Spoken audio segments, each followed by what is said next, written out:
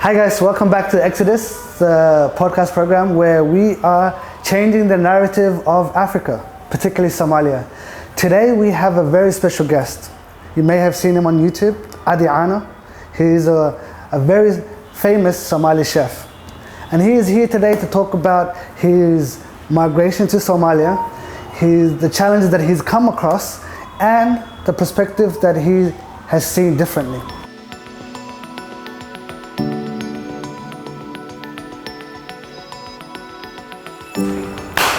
Thank you so much, Brother Abshir, for coming. Brother. Thank you. It's a pleasure. Basically, I wanted to just kind of give you an introduction, and I wanted to let you know about this podcast. What we want to do, our goal is to basically change the mindset, to change the narrative that the people think of Africa as somewhere that is poor, somewhere that is violent, especially in Somalia. They think that is nothing but pirates and nothing but al-Shabaabs. But we want to change the people's mind and say, no, that's not the case, you know? And we interview guests from different fields. So today we are very lucky to interview a special guest, Ana.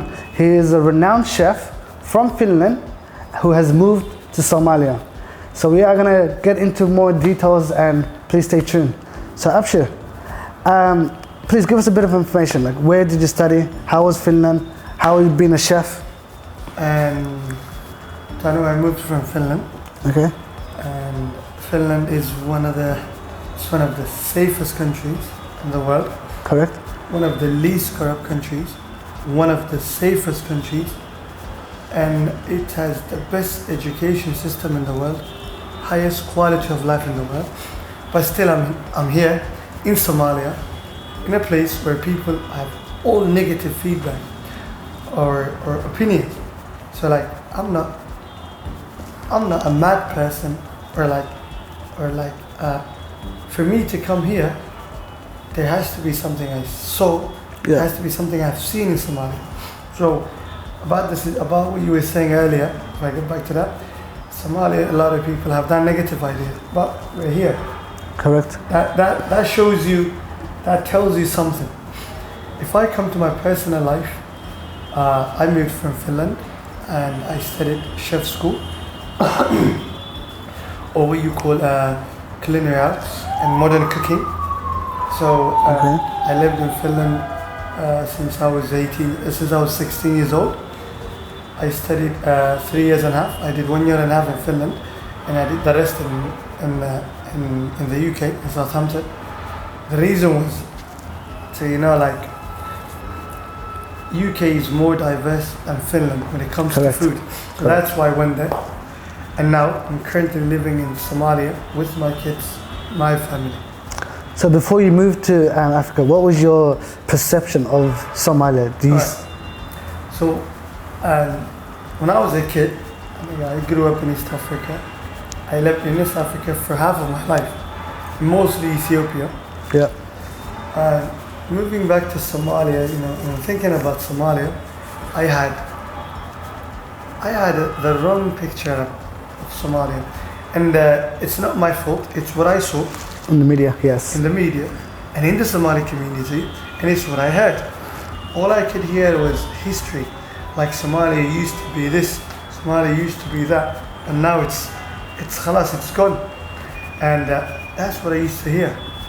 But one thing that's amazing, there are things you cannot explain and put into words. Personally, I speak 4 languages fluently, read and write, including Somali. But there are things I cannot put into words in all of them. When I came to Mogadishu, I have been to Hargeisa, I have been to a couple of places. But when I came to Mogadishu, or go to Hargeisa, when I set my foot in Somalia, I always feel some kind of security. Okay. I've been living in Finland, one of the safest countries in the world. But wallahi, when I come to Somalia, there is a sense of security I feel. Wow. I feel. And that is like, you feel you belong here. Back when we were in other places, and here you belong. The people are Somalis.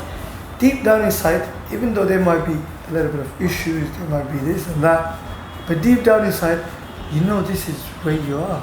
It's like, you see in movies, when a person is about to die, and they come to a term, or they come to the episode where like that part when they know they're dying and they accept their fate, you'd feel calmness. And it's called sakina. Yes. Sakina. Okay. In Somalia, like whenever I go out of Somalia, there's some kind of emotions I feel that are not good. When I come, it's like a burden is lifted from me. At peace. At peace. Somalia. Okay. I can't, mashallah. May Allah make things go this way and much more better. But there are like you'd hear some gunshots. That's normal. But there are no crimes.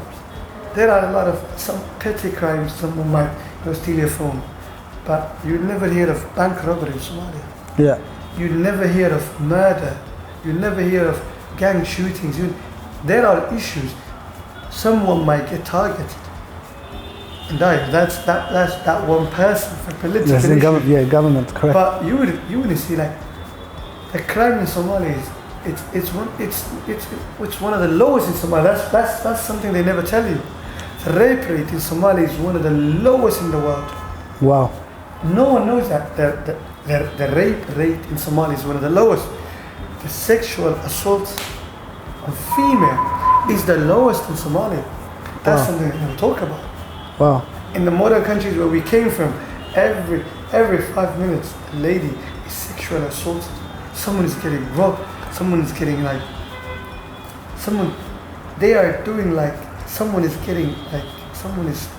people in every couple of minutes. They're doing assault on somebody, whether there is alcohol level. Yeah. I was telling a lot of good things about Finland. That's what they market. There are things they don't market. Finland has the highest rate of suicide, one of the highest rates of suicides in the world. They have one of the worst weathers in the world. They have one of the highest records of alcoholism in Finland. They never tell you that. They always market the good things. Wow. But here, they market the worst things. They never market. Somalia is one of the richest countries in the world. We have the 7th highest oil reserves in the world. We have one of the highest nuclear reserves in the world. We have the 2nd longest coastline in the world. Somalia is in the center of the world.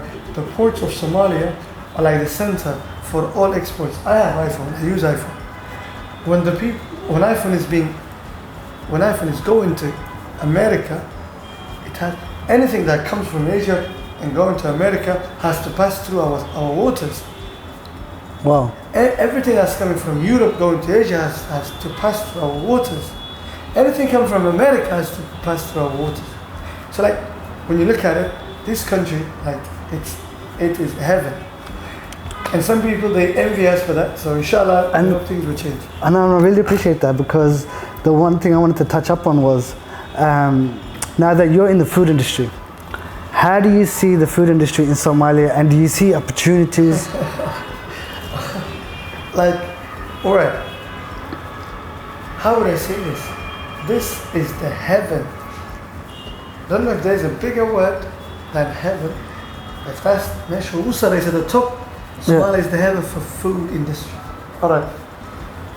Okay, let's come back to livestock. Somalia has one of the highest livestock in the world. Yes. The people in Somalia, like a rough estimation, it's 10 to 15 million people. The livestock in Somalia alone are close or more than 60 million. Yes. All right, let's come back to the coasts or to the fishery. Fishery, whatever you call it. We have the 2nd longest coast in the world. Wow. All right. When it comes to fishes, I can't even say it. And agriculture. Oh my God. Fishes, for example, there is something called sea urchin. A lot of people don't know about it. In Somalia, it's for free. It's a black thing. It's like porcupine. It has spikes like the porcupine. Yeah. A kilo of it goes from $300 to $3,000. A kilo of it. And we have it here? It's for free. People bring it to me. They don't even touch it. They don't know about it. Lobsters. I know lobsters. Yeah, lobsters are cheap here. All right. And a kilo of lobsters goes in Somalia. If you buy in wholesale, it goes for $10 a kilo. Yeah. It's 2 to 3 pieces will cost you $10. And Somalia we have the stone crabs. lobsters, which are more expensive than the American or the main crab or the main lobsters they sell. What? Yes, we have fishes. Tuna, it's one of the most expensive fishes in the world. Correct. The Japanese, they pay hundreds of dollars for a kilo of it. Bluefin tuna, yellowfin tuna. Somalis, they don't eat it, they throw it away. There was a bluefin that got sold in Japan for 3 million. We have that here. You have it, yes. The bluefin tuna it's in our seas and it's all natural. It's all natural. Let's come back to agriculture. Oh my God, I heard. Alright, let's come back to agriculture. In Somalia, we have 2 to 3 types of weather. That is the hot weather we have in some parts of the south where some foods can grow. Correct. We have the little bit cold weather, like I'm not going to geography on weathers, but for example, to grow strawberries, a lot of berries, Scandinavian is well known for it. We have the weather for all the berries and orange and the apple and everything. We have it in parts of Somaliland called Sheikh and all of those areas. We have, and then there is the cold. You have basically, subhanAllah. Okay, I'll tell you a story. There was a guy who was doing training in Halana. He was an Italian guy. He was, training some young Somalis. He said, Allah or God divided the land into 2. He divided the universe into 2. He said Allah gave half of the universe, the land, half of the good part. Allah divided into 2. He said He gave half to the people. He's not a Muslim, so that's what he's saying. Yeah. But there is a story in here.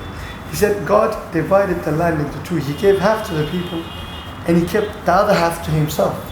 So as Somalis, Allah gave you from that part He kept to Himself. That means Allah gave you one of the best lands. So we have the sea, you have the seafood and everything. You have agriculture and livestock. You have the livestock. What else do you need? We eat. I have a restaurant in Somalia now in Hamad. Inshallah, I'm willing to expand. And what we're working on is mostly Somali cuisine. When fine dining. Somali fine dining cuisine. When we say Somali cuisine, people think rice and pasta. No. Or rice and pasta. It's not. Alright, the food is here. It's abundant. But bringing it together, it's what's missing. That's the skill. I don't know if you know, but Somalia never had a culinary academy. No. Never. No. So we're working on building that, inshallah. So what we do is, for example, Ambula. You have every Somali person, no matter where you're born, no matter where you're from, you have tried Ambula. Yes. You have seen it. Yes. You can eat the Ambula in 10 different ways. You don't have to eat it with Salim Mahsara and Sankar like my grandfather used to do. That's all we know. Okay, we can change banana. Somalia has the best bananas, the best vegetables, mangoes, everything. How do you eat the banana? The monkey way, which is you peel it, you eat it. Yeah.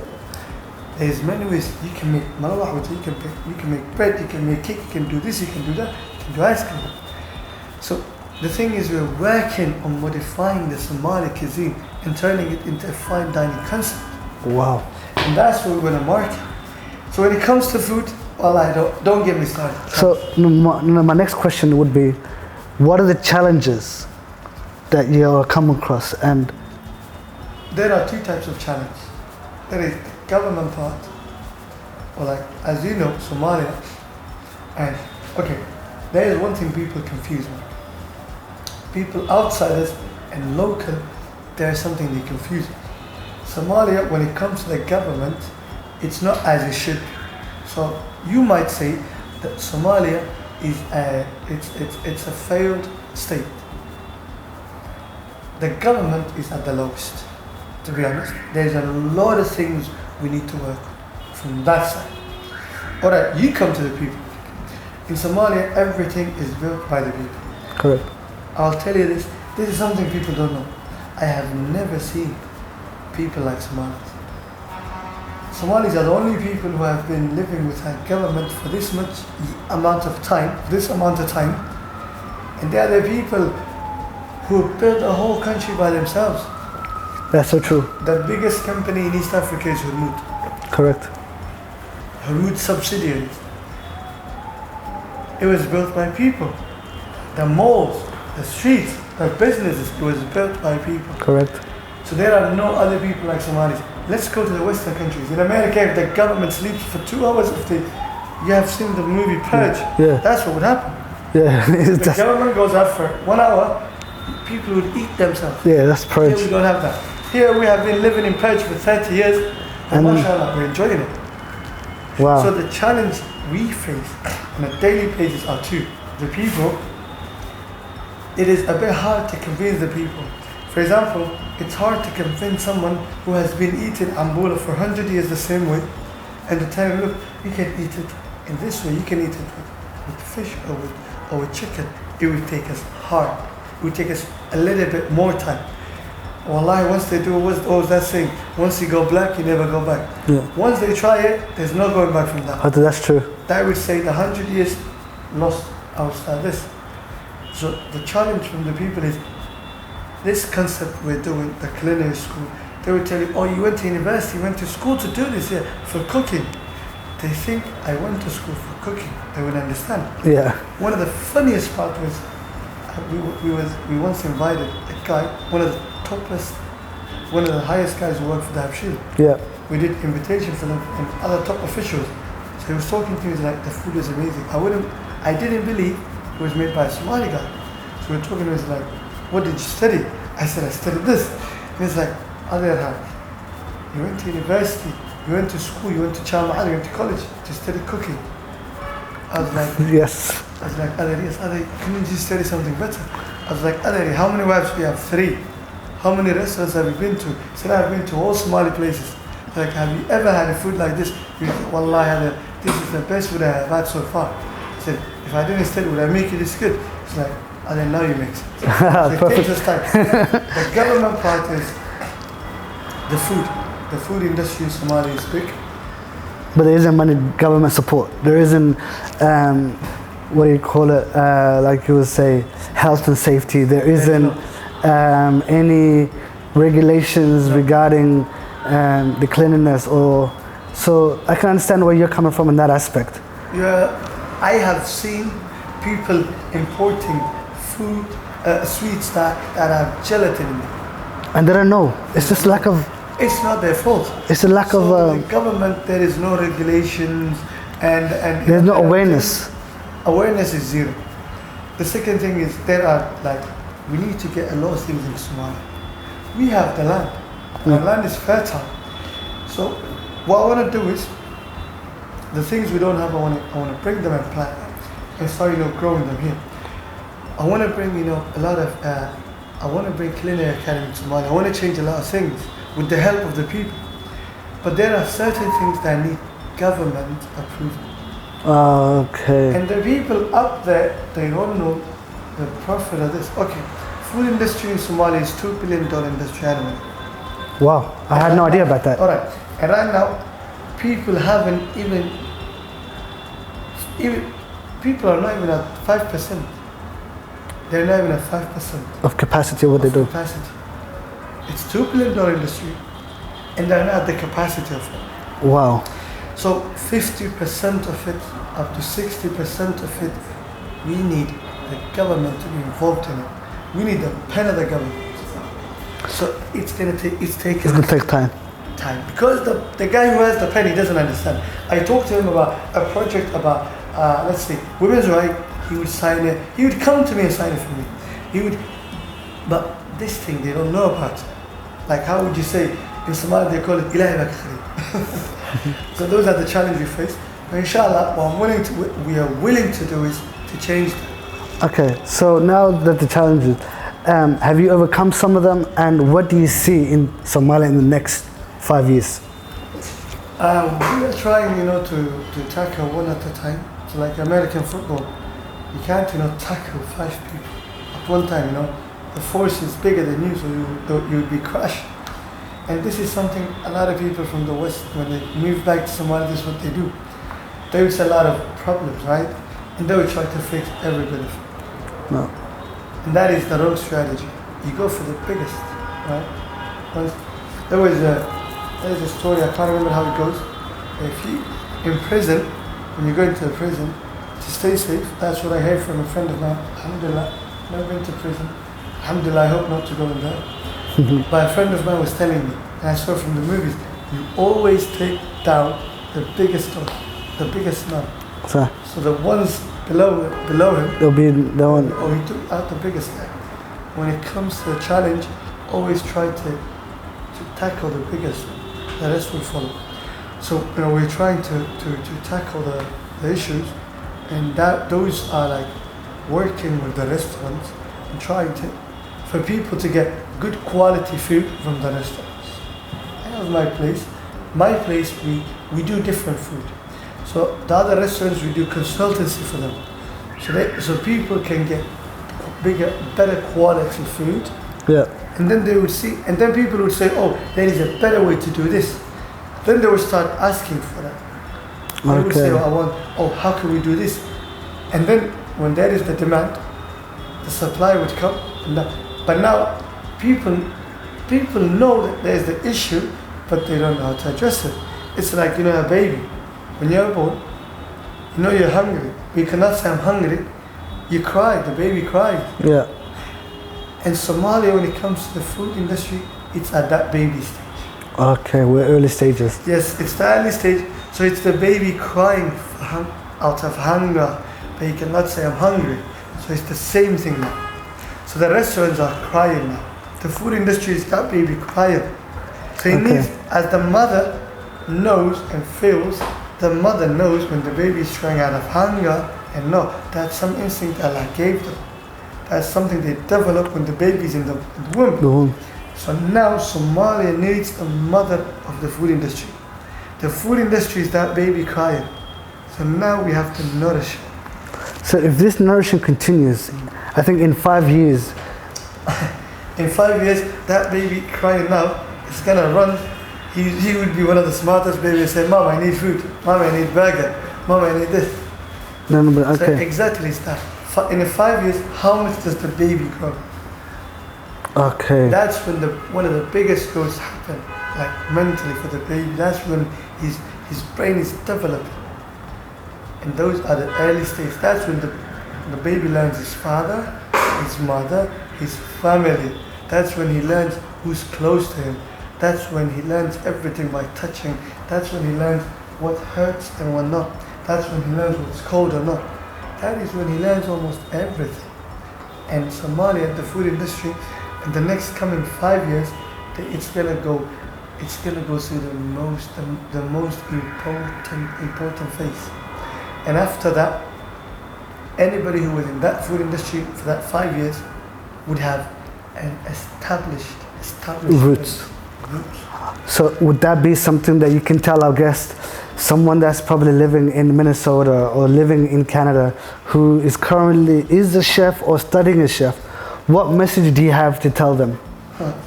This is the message I have for them. Look, leave that market. They have been developing that market for the past 100 and something years. I can't compete with McDonald's. Correct. Roy Cox, the owner of McDonald's. Yeah. I can't compete with him. I can't compete with, what was his name? Nick Sugar, the owner of Starbucks. I can't compete with him. Yeah. I can't compete with Red Bull. I can't compete with all of those people. But there's a market here where you can. There's a market here. So I can. And it's an emerging market where it's growing. Emerging market. So I can be the McDonald's of Somalia. I can be the Starbucks of Somalia. So they have been developing this menu, this concept, this whole thing. So you'd be a good soldier. If you're a chef in Europe, the Western countries, you would be a good soldier. You're trained, you're a good soldier. You do as they say. You get paid less and you get appreciated less. You come to Somalia, you can be the next Gordon Ramsay, you can be the next Jamie Oliver. Yeah. I was listening to a story of Wolfgang. Wolfgang is the guy who supplies, who cooks the dinner in the Oscars. He's the guy who cooks all the food for the celebrities. He's the guy who made this whole food industry lavish. He went from Austria to America in the 1970s, and everybody was like, "You're a mad guy from Austria, go back to Europe." You can be that. The second thing is, a lot of people don't know this. The marketing. Roy Crooks, when McDonald's came out, there were no Americans living all over the world. So they had to go through up and down to market. Wow. Somalis, where do we live? Yeah. All around the world. All around the world. The Abshir, that's why the Abshir is expanding. Correct. That's why Hudmud is expanding. That's why Hawala is expanding. If you come up with a restaurant, come to Somalia, check Somalia. This is where it all starts. One thing a lot of people don't know is this. It's not only about food, but it's about everything.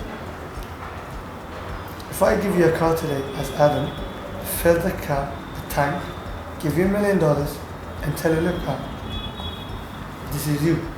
You don't know where you came from. You don't know where your house is or home is. So what are you going to do?